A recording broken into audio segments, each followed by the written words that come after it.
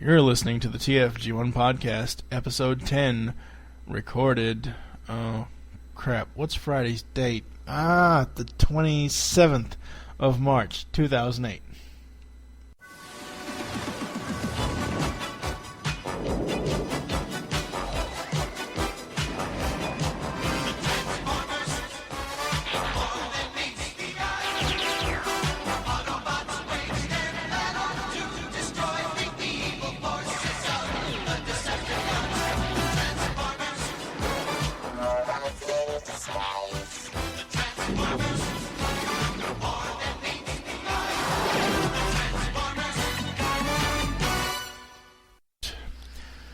Alrighty then, this is episode 10.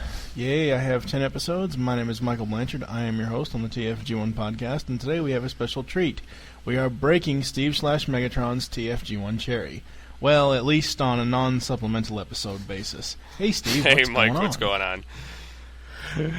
on? Nothing much. Just having a whole lot of fun doing this podcasting crap. We just recorded the Transformers the Movie Roundtable with Birdman this past Saturday, and that was pretty fun, and of course that episode won't air until May 8th, but yeah, not too much else going on. I joined the TFW boards because unfortunately whoever is in charge of episode order of Transformers Animated screwed up the episode order and didn't play the episode that everyone thought we were going to get. So we saw no Wasp, we saw nothing of Cybertron, we got Three's a Crowd. Anyway, that's not really G1 related. But the good news is we actually have email. About 2 weeks ago, a week ago, I forget, March 10th, so about a week ago, I guess, somewhere around there. Ken Curry writes, wanted to say I love the podcast and have finally caught up to and wanted to let you know and keep up the great job. Also wanted to comment on episode 7, where you reviewed the core, the Insecticon syndrome, and wanted to say that it is nice to see continuity from the previous season. In the episode Fire in the Sky, it is said that Starscream was a scientist and explorer. In the core, it was nice to see how Starscream explained to Megatron what would happen to the Earth and how it would shatter. Also, in the Insecticon syndrome, it was nice seeing the mistrust still there between the Decepticons and the Insecticons was there. Keep up the good work, Ken, a.k.a. Sunstorm. And I had sent Ken a message back just telling him, about episode 8 at the time was getting ready to be released. And then, of course, 9 this past Friday. And actually, when I told him was episode 10 will be in April, well, that's not exactly true. Episode 10 will be this week. So, and I also mentioned to him, actually, he brings up a good point. The continuity between the two seasons between season 1 and season 2, is pretty fluid. There are only a few, I guess you could say, filler episodes. The rest of it, almost every episode, like if you take from More Than Meets the Eye to The Ultimate Doom, at least one of those episodes in between those two arcs, has mentioned some sort of continuity from the previous episodes. So that's really good. I think they did a really good job with the overall continuity of the episode. Yeah. Yeah. Have any thoughts yet, Steve? Still very early. Yes, it is. Well, we normally record very early, just not TFG1. I'm normally doing it by myself. That is true. Yes. And you usually would have had one yawn by now. No, I'm not reading synopsises yet. Just wait. It's coming. So, it's coming. But yeah, season 2 for the most part was pretty fluid. It, other than a few episodes, slightly out of order. It was a pretty good season overall compared to season 1 or season 3. Yeah, season 2 was their biggest season. I believe it was 65 episodes, but I don't remember. I'd have to count them on the DVD sets, and I'm not going to do that. I believe it was 65 episodes, but season 2, just from reviewing standpoint, Christ, it is long. Oh my God. It seems like it's two separate seasons, even though it isn't.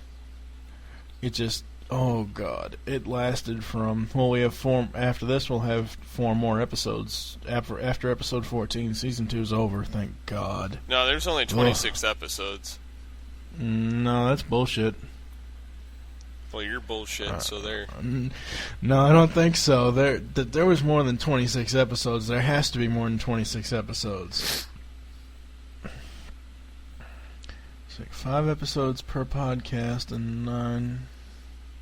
Yeah, there's more than 26. Because if I take 5 episodes per podcast episode, and the season 2 lasts from episode 5 to episode 9 or episode 14, that's 9 episodes of the podcast. So you take 5 times 9 is like 45 or 36 or something. I don't know. It was something like that. I know it was more than 26. Anyway, all right, let's get into some episodes today.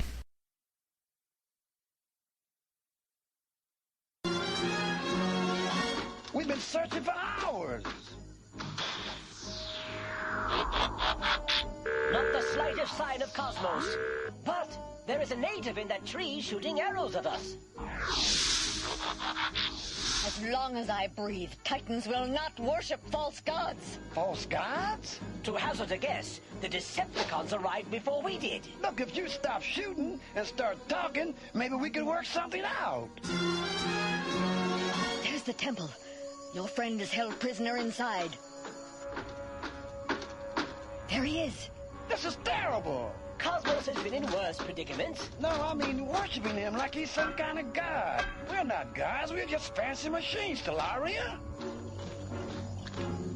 Faster! Faster! To the temple! Mustn't anger your gods, eh?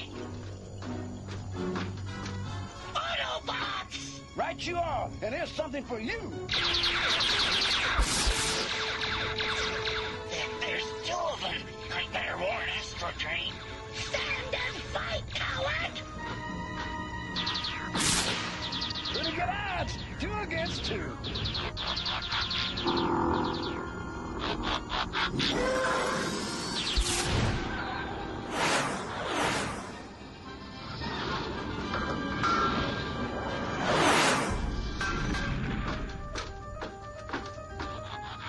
Face it, Starscream. This time you just ain't gonna win. Thrust! Help me! Astro Train! Autobots! They're trying to rescue Cosmos! Hit the false gods with your crystals!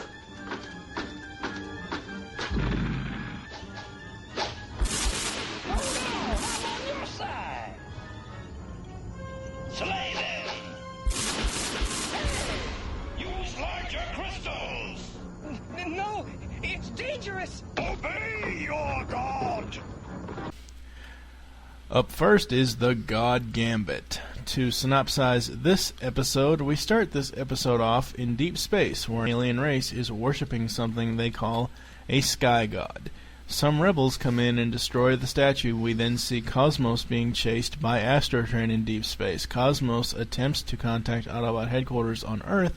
He has vital data on the energy that he is carrying, that he must get back to the base. Astrotrain shoots Cosmos down, and he lands where the alien races of people were. However, the Decepticons land there too, and Astrotrain declares himself the mightiest of all gods. The female rebel leader activates Cosmos' signal beacon, bringing the Autobots to the desolate planet.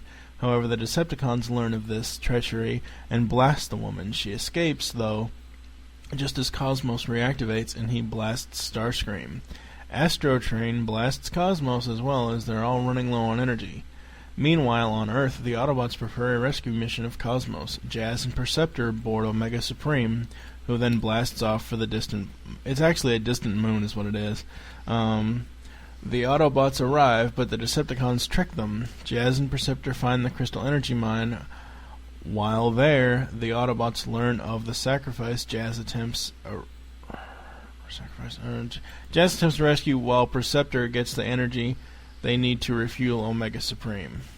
Omega is refueled and he joins the fight. Jazz saves the human that the Decepticons wanted to be sacrificed. The female rebel that Yeah, okay, I got it now.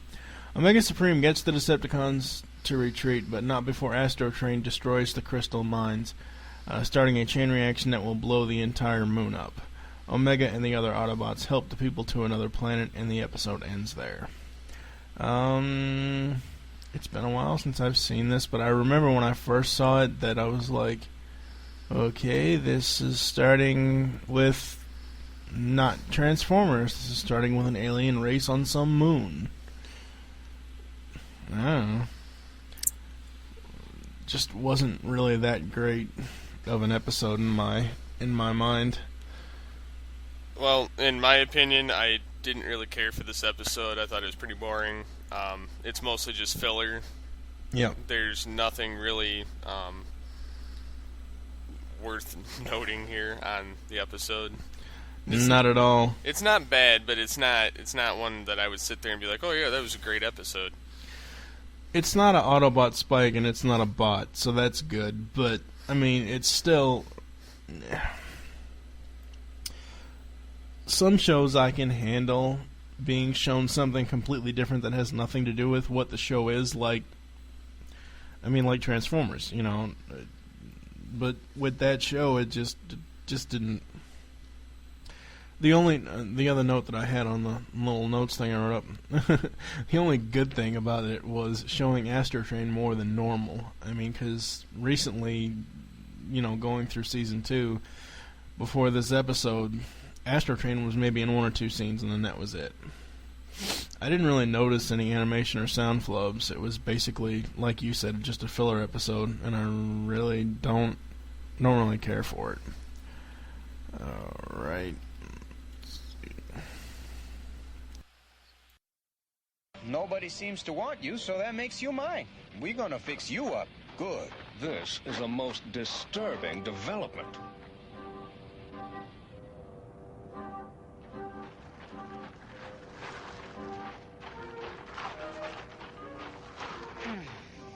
Thanks, guys. Let's see. 2 new tires. Garb's probably shot. Front end needs tweaking. And I can hammer that hood into shape, no sweat. I don't know who used to own you, but you're mine now. Nobody owned me. I'm mine. Yay! Cat got your tongue? Come on, chum, wake up. Oh, man. Look, I've been shot at, smashed up, and stolen 3 times tonight, and I'm in a most foul humor. So if you will be so kind, please repair me. That car talks. You've got a mind like a steel trap. I'll fix you up all right. But then, I'm selling you to the Geddes brothers. I promised them a car by midnight, and they'll pay through the nose for you. You're not serious. Hey, you don't make promises to the Geddes brothers you can't keep. Anyway, I need the bread more than I need a set of wheels. More than you need a friend? First time in my life I try to steal a car, and I get one with a big mouth. Where did you procure auto parts at this time of night? You want to get fixed up, or you want to ask dumb questions? I could always go off and do a couple of burners instead of working on you. Graffiti? Hey, I'm not in the mood to be lectured by a car, okay? What the heck is all this stuff, man? Get me fixed up and I'll show you. You haven't seen the half of me. No, don't! That wire's part of my primary electrical. Car, speak to me. What did I do? Up next is Make Tracks. Basically, to synopsize, this episode is all about tracks. It's just the way it is. He gets stolen 3 times in one night, and the Autobots are helping the city police in wrangling car thieves to get them off the streets.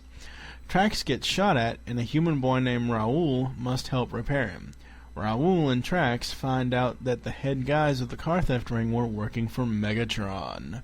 The Decepticons are stocking up on stolen cars for some reason, and Trax has been caught on the conveyor belt, getting ready to be destroyed because his wiring shorts out. Raoul faces off with Megatron and says that there is a bomb in his car. Megatron tells him to defuse it or he won't live anymore. Raoul fixes Trax, but the Autobot is very low on power. Jazz and Sideswipe come to Trax's rescue, and the Autobots learn of the Decepticons' plan to turn the stolen cars into new Transformers. The Autobots get into the Decepticons' power station, and Raoul runs off and gets captured by Megatron. Raoul, however, opens his chest... Wait, what? Oh, okay, opens Megatron's chest. However, opens his chest plate and short circuits his wiring, and the Decepticons retreat. Raoul learned his lesson about stealing cars, and the episode ends. Yeah. I cannot... This isn't one of the worst episodes, but give me a fucking break. This is like the Bumblebee learns a lesson every week in animated the first 2 seasons. This wasn't a favorite episode of mine at all. There were only a few action scenes in it. However, it did showcase Blaster much more than usual, so that was fun to see. I think as Season 2 has progressed, they are introducing more and more new characters, most likely because of the newer toy line items coming out when they did. Yeah, this episode is much better than the other one, of course. Yeah, it is an improvement. Yeah, it is an improvement, but it's still not one of my favorites. The episode also, I don't know if you noticed this, but Blaster plays a song at the beginning. Mm-hmm. Rock song performed by the Dreadnoks and G.I. Joe. Oh, yeah, that is right. That is true. Well, you know, Transformers and G.I. Joe crossed over all the time, so... Oh, yeah. Well, it was the same animators for the first... 2 seasons. Yeah, and then also Sparkplug's Garage showed up for the first time. Mm-hmm. And Trax, when he was with when he was chasing the Geddes brothers, mm-hmm. he went past a movie theater that was playing Transformers the movie. So are they trying to tell us something? Yeah, it was like a subliminal message. Yeah, you're getting a movie. I didn't even notice that.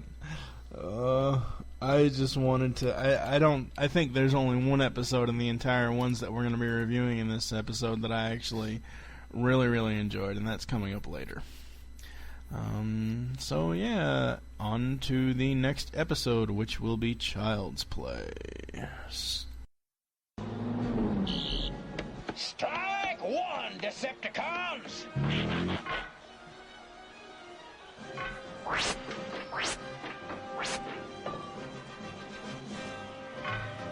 Strike two!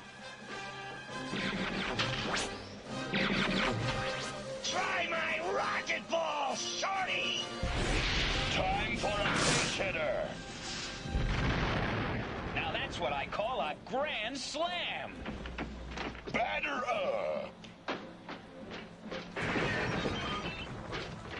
I got him!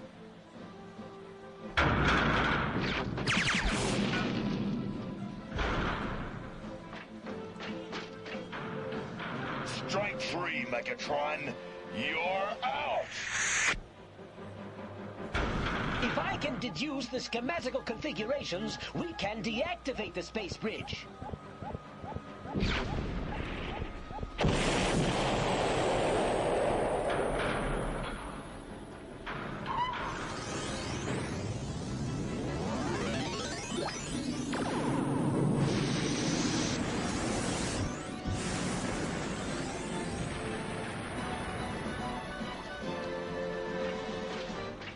No!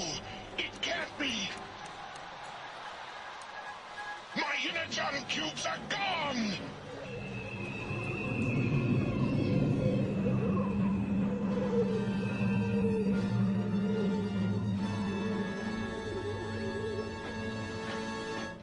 Another Decepticon trick. You mean an Autobot trick.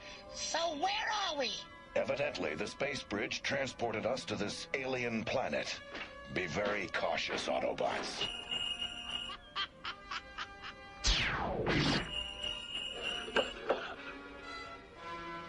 Get this thing off me! That sphere, is it mechanical?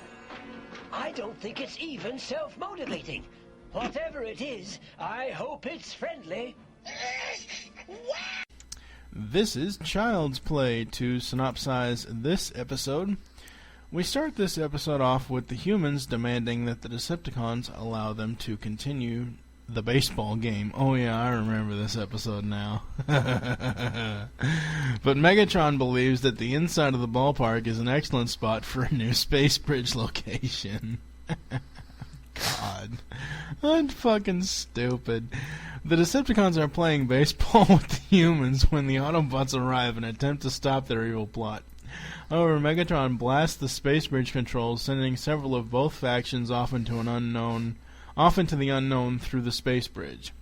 Optimus and a few other Autobots, and Starscream and a few other Decepticons end up on a strange planet, where a boy named Aaron has a giant playset, and to him the Transformers are like miniature toys.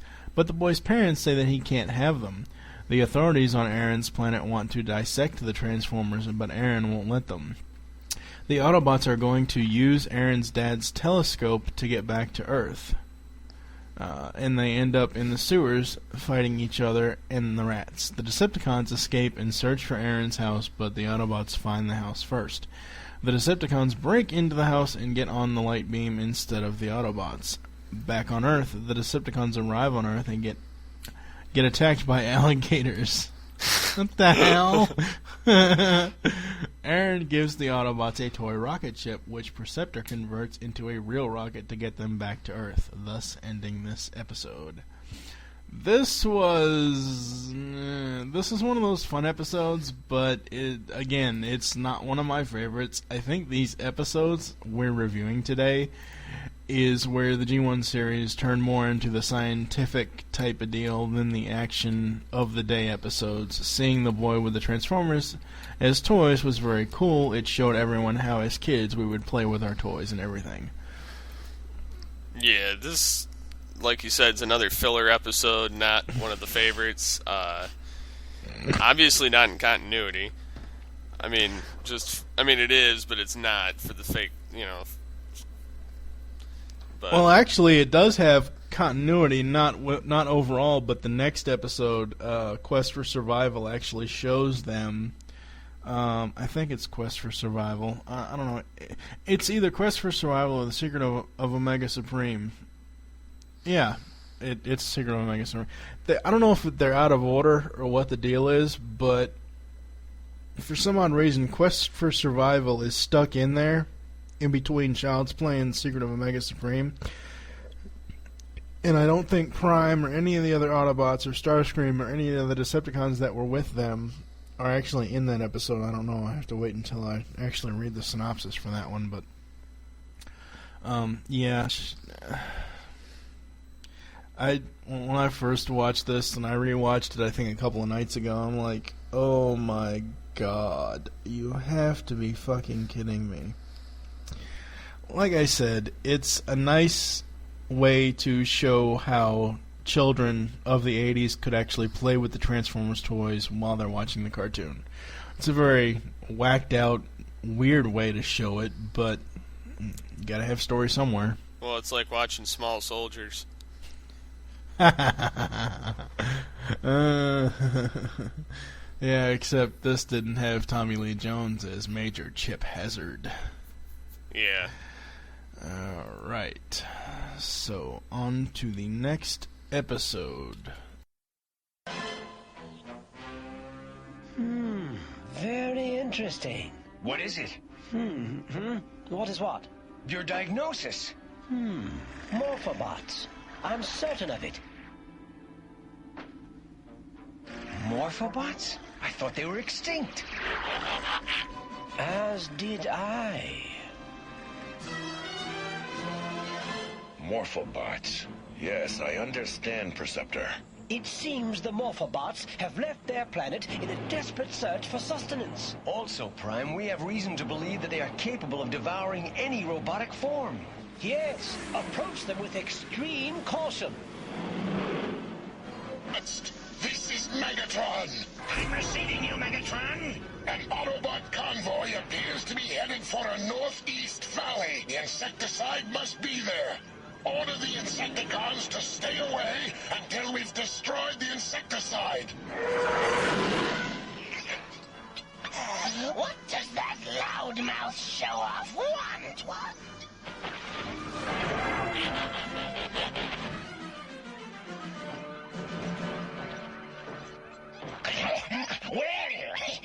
comes Megatron's messenger boy. What brings you here, Thrust? Megatron sends a warning.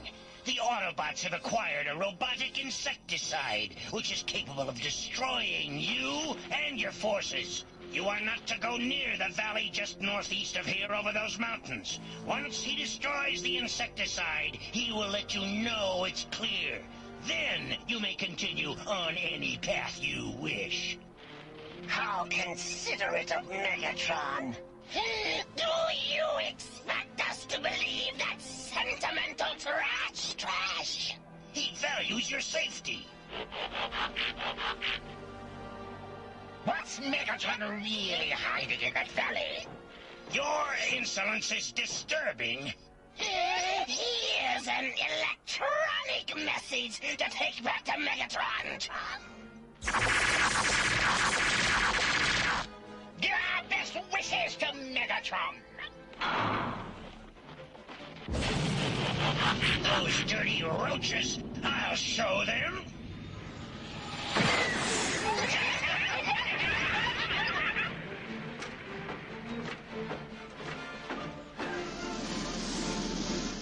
Thrust never could take a joke. Up next, we have Quest for Survival. And to synopsize this episode, we start this one off with the Insecticons ravaging a nearby farm and destroying the farmer's equipment. Trax, Warpath, and a few other Autobots arrive to stop them, however. The Insecticons overpower them, forcing the heroes to retreat. At Autobot headquarters, they are getting repaired when Prime informs them that Cosmos, Bumblebee, and Spike are on their way back to Earth with something that will deal with the Insecticons. Yeah, you're right. It is out of continuity. I didn't think Prime was in this episode. Oh well. Deal with the Insecticons. It is robotic insecticide. However, there is a snag. Cosmos gets caught in some tentacles, and some spores remain on his chassis. And the plants are growing, depleting Cosmos' energy. He ejects Bumblebee and Spike and then crashes into the Earth. The Decepticons are doing some sort of energy transfer with the Insecticons. The Autobots learn that the mechanical plants that have engulfed Cosmos have taken over the entire valley. The Decepticons learn of the Autobots having the robotic insecticide. God, I can't say that word for shit. And need to get to it before the Autobots do. Back at Autobot headquarters, Perceptor discovers what the plant life is. They are Morphobots, a plant life energy-draining organism that consumes all metallic objects. Perceptor warns Optimus to approach them with extreme caution. Megatron instructs Thrust to warn the Insecticons to stay away from the valley just north of where they are feeding, because that is where the Autobots most likely have the robotic insecticide to destroy them, and the army that they have amassed. The Insecticons think it is a trick, however, and disregard the order. Freaking bugs. The Decepticons reach the valley, and Soundwave alerts Megatron that the Autobots are arriving, so they hide and set a trap for the Autobots. Once at the valley, Warpath and Ironhide attempt to stop the Morphobots, but can't. Blaster wants to try something, but Prime tells him no music. However, it's too late. The Autobots learn that the Morphobots are repelled by the music emitting from Blaster's speakers. Bumblebee and Hoist, along with a few other Autobots, break through the plant life with Blaster blaring his music, and they rescue Cosmos and head for the base. The Decepticons attack them before they can leave, and Megatron blasts the robotic insecticide. Fuck, I can't say those words. But the Decepticons get taken over by the Morphobots. The Insecticons pass by the Decepticons to the Morphobots forest and feast about the robotic plants. But they learn that the Morphobots eat the Insecticon army, and both Decepticons and Insecticons retreat. The Autobots gather up all the Morphobots and put them onto Omega Supreme, who takes off for a planet that is filled with robotic insects. The episode ends with Perceptor calling Prime for help because there are still Morphobots in the lab at the base. Okay, first of all, if these things are feeding on all metallic life, why the fuck would they put them in Omega Supreme? Because apparently they're supposed to stop feeding. So they think. I don't know. I'm putting my notes. This episode was probably my second favorite out of the ones we've reviewed today. The reason I say that is because the creators of the show keep showing us new characters in almost every episode. The animation has gotten very solid since the first season shows, and I've not really noticed any sound animation mistakes, nor have I noticed any bad lip syncing problems. But I mean, it's illogical. It's nonsensical.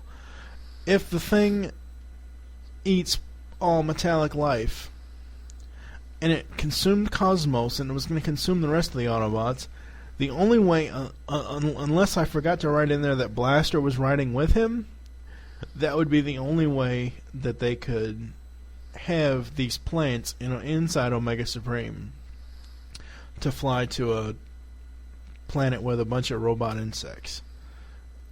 So, what would make Prime want to send this plague of, just Morphobots to another planet that could possibly just wipe out the civilization completely? Well, they said it was robotic insects, so I'm assuming that there was no actual human life on that planet.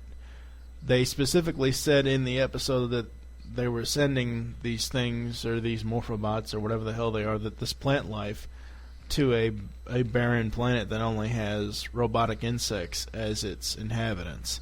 So, I mean, at least as far as I got from it, that it wasn't going to do any harm. Well, you'd hope not. Hope not.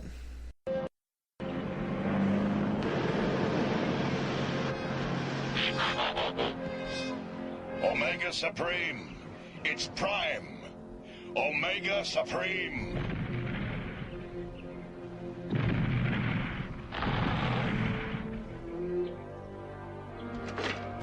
Your voice heard. The Decepticons have towed an asteroid into orbit. We may need your help. Talk premature. Disturbance unnecessary. That asteroid may be new fuel for Megatron. The Constructicons are mining... Constructicons? Constructicons.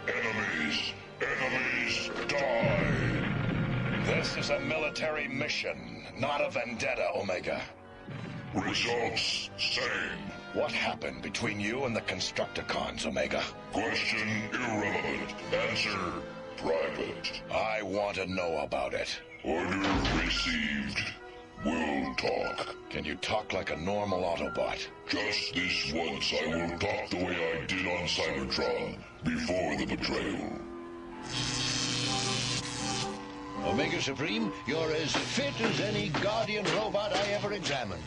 Now, clear on out of here. Your city needs you. I'll say, what with all the trouble the Decepticons have been making. Thanks, Doc. You were one of the Guardian robots? Yes. My duty was to defend the Crystal City. I remember it. The most spectacular city on Cybertron. How I love this place. Were the Constructicons there too? Yes, we were friends. They built Crystal City. Omega Supreme, it's good to see you again. It's been too long, my friends. What brings you here? Maintenance. The foundation of the North Wall needs shoring up. Then I better not keep you. Nonsense. We haven't talked in a long time. What have you been up to? Megatron had built a new machine. I remember. The Robo-Smasher. He used it to swell the ranks of the Decepticons. It immobilized robots and reprogrammed them for Megatron's uses.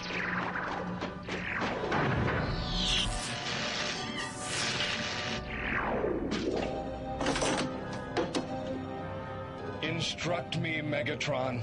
I exist only to serve you. I will obey your every order. Yes, I know you will.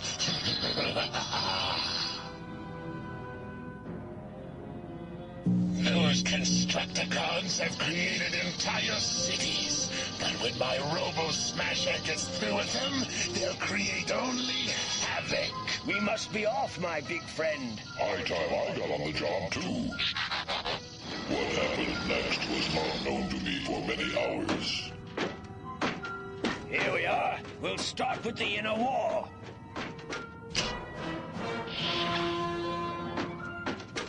Open up! Open, you stupid door! Megatron!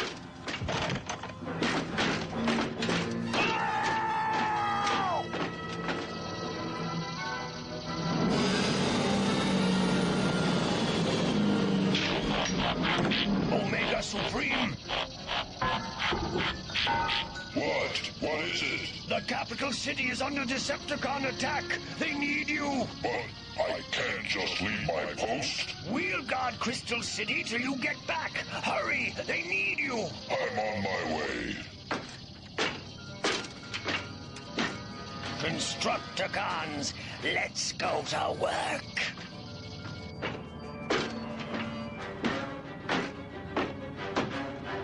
Don't tell me there was no attack. What in the world? They couldn't have been lying to me. Unless... Oh, no. No.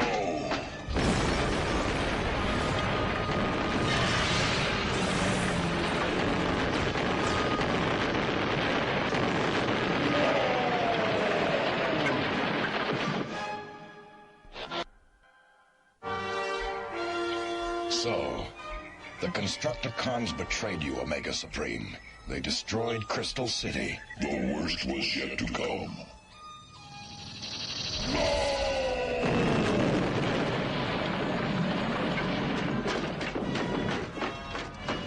It's Omega. Let's beat it.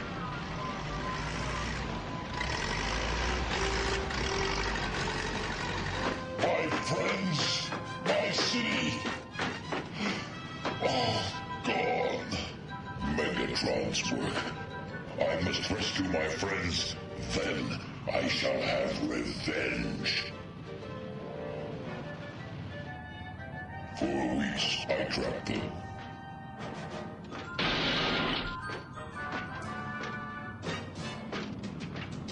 I must move quickly.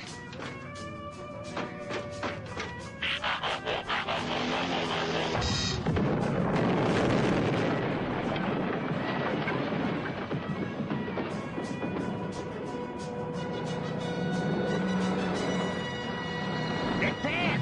It's a trap!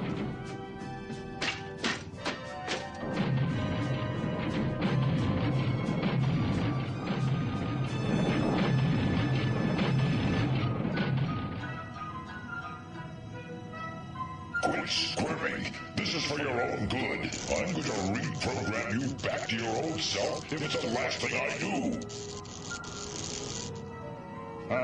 I feel sane again. Then let's go home. Perhaps Crystal City can be rebuilt.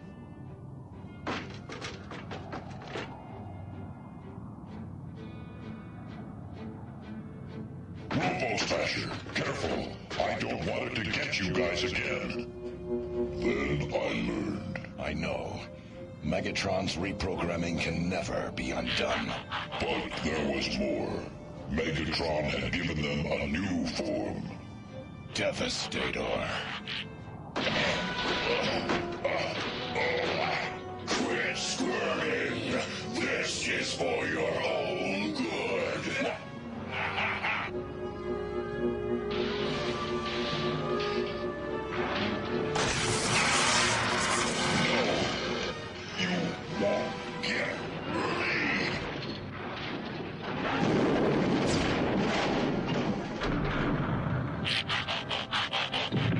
Come on, let's get out of here.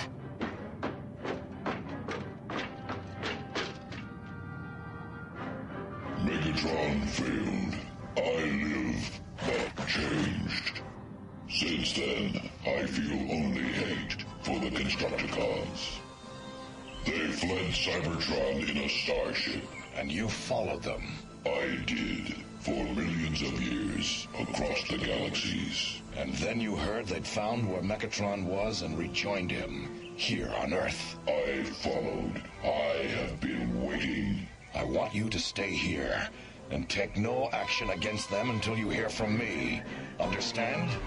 Message understood. Lastly, up today we have The Secret of Omega Supreme. To synopsize this episode, we begin this episode with a rocket ship shooting out of the sea and landing on a strange asteroid that is emitting strong energy readings. The Constructicons come out of the rocket and start mining the asteroid. Cosmos spots the Constructicons and reports back to Prime about their activities.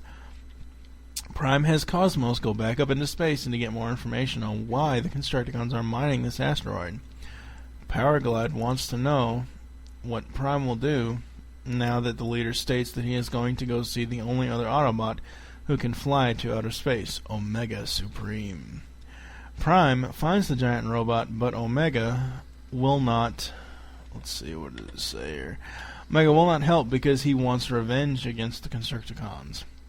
Optimus Prime demands that Omega Supreme tell him the story of what happened between him and the Constructicons, thus entering us into a flashback. Omega complies and we hit it. Well, I just said that it's a flashback scene. Omega tells the story. Apparently the Constructicons were good robots on Cybertron, but with Megatron having the Robo Smasher, they became evil and betrayed Omega Supreme. Back at the Autobot base, Teletran 1 and Perceptor do an analysis of the ore that Cosmos brought back. And even though it isn't complete, Optimus sends Omega Supreme to destroy the asteroid and the Constructicons. This was a foolish order, however, as the analysis is complete. It is found out that the asteroid is organic and alive. Omega has turned off his comlink and is not responding to Optimus, though. The Constructicons and Omega get into a battle, and during which Omega stomps on the asteroid, cracking it in half and releasing the organic creature within it. So basically, he hatched an egg. That's crazy. It's one big robot and one big fucking egg. Yeah. Yeah.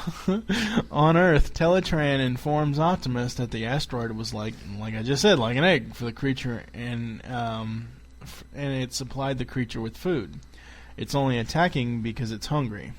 I keep screwing it up. Also, only Omega Supreme can get the creature back into the asteroid. The Autobots head towards San Francisco, where the creature is attacking. But nothing that they can do can get it distracted enough. Prime gets Omega to help wrangle the creature back into the asteroid, but Megatron has converted some scrap parts into a long-range blaster and is going to blast the asteroid right out of the sky with Omega Supreme on it. However, Optimus shows up and foils the plan by destroying the blaster. Meanwhile, in space, Omega gets the creature back into the asteroid and drifts off into space. The episode ends with Prime telling Omega that he saved the city. This is my favorite episode out of the ones we reviewed today. It's probably the one I have the most to say about. The simple fact is that the writers of the cartoon either forgot that they had created Constructicon backstory before this episode, or they did a reboot of the backstory, because throughout G1 the origin story of the Constructicons changes at least 3 times. I liked seeing the backstory of Omega Supreme and the fact that he didn't always talk like Bizarro. Seeing the Constructicons being quote-unquote good robots was weird. Yeah. And basically this episode as well, I'd have to say, is my favorite of the ones that were shown in this episode. It was cool to see Omega Supreme actually get a prime spot in the episode, as well as the Constructicons showing that they weren't always evil. And also there were some animation flubs.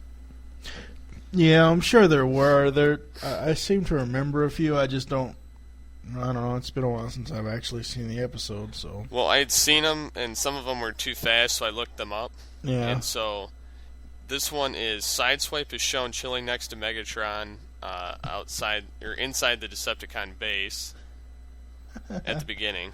Yeah. Omega Supreme is has no emotion but just this one time, he's going berserk over the Constructicons.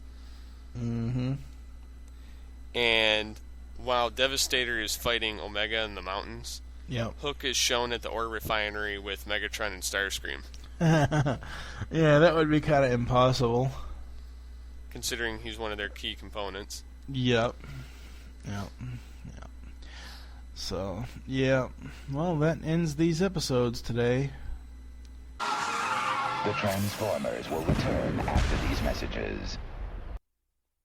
Hey guys, what's going on? This is Mike the Birdman Dodd from 1150 AM's Mike Miller Morning Show and ThisWeekInGeek.net. And you are locked into the TFG1 podcast, about the best damn podcast there is. Well, except my own stuff anyway. We now return to the Transformers. Well, that's all for this episode of the TFG1 podcast. Join possibly us next time. I don't know if Steve's going to be on the next episode when we'll be reviewing 5 more episodes from Transformers Generation 1 Season 2.